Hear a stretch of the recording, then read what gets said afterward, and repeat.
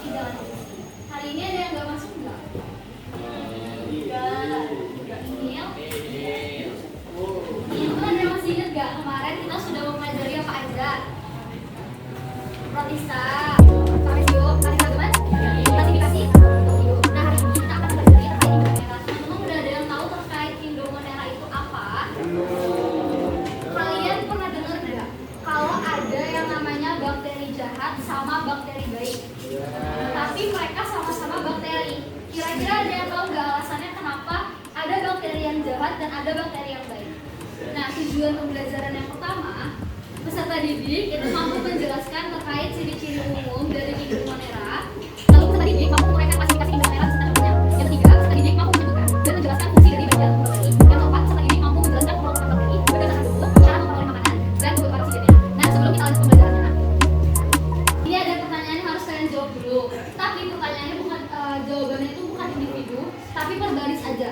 Jadi baris yang pertama yang sebelah sini itu jawaban yang pertama. Apa yang dimaksud dengan Indomonera? Jelaskan yang membedakan antara yang lain. Terus dari sebelah ini nanti pertanyaan yang kedua, Indomonera itu diklasifikasikan menjadi beberapa kelompok. Sebutkan dan jelaskan masing-masing kelompok tersebut. Nah baris yang ini nanti kelompok yang ketiga diminta untuk menunjukkan dan menjelaskan fungsi dari bagian bakteri yang ada di luar ini. Nah baris yang pojok yang keempat itu bakteri dapat dikelompokkan menjadi apa saja. Sebutin waktunya selama 30 menit. Jadi teman-teman jangan dibutuh catatannya ya. Nanti per baris ada perwakilan teman-teman yang mempresentasikan ini, membacakan jawabannya aja.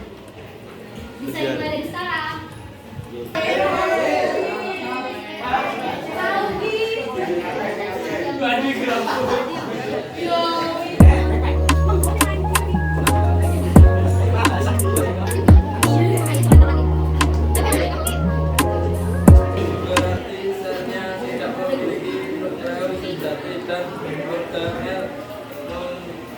Bermembran seperti mitokondria, klorofil. Anggota umumnya itu biasanya dia bersel tunggal atau uniseluler, berukuran mikroskopis. Ada yang tahu arti mikroskopis?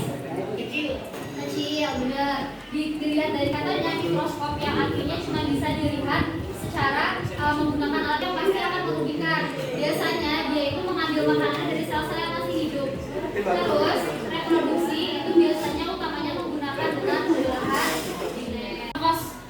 Bisa makan di situ, bisa bawa teman.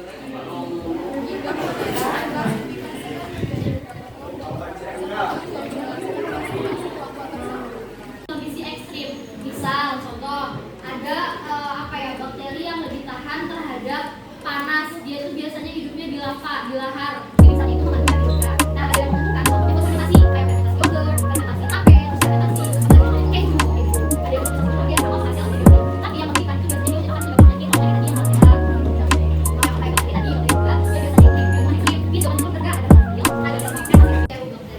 ciri-cirinya yang tadi uniseluler, prokaryotik, gak punya klorofil. Karena kira-kira kenapa bakteri itu gak punya klorofil teman-teman?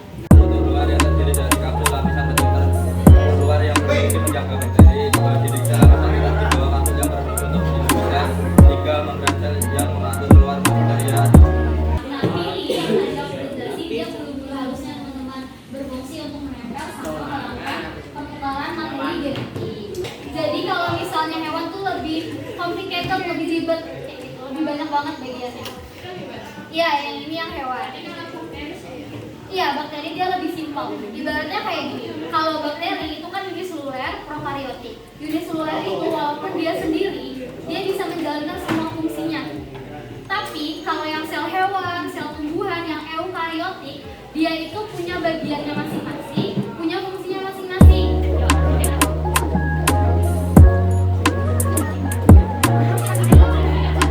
Nah, selanjutnya ada yang bentuknya lonjong. Lonjong itu sebutannya basil. Kalau yang bulat fokus, yang lonjong, yang panjang itu basil. Ini kalau itu di basil. Kalau misalnya lebih tahu bukan itu yang rek. Ini yang mau, ini yang mau, ini mau. Nah ini dia yang rek basil yang benar apa yang panjang. Kira-kira dari pertemuan kita hari ini ada yang bisa menyimpulkan nggak terkait semuanya? Pembelajaran ini jadi tahu bakteri dan perbedaan.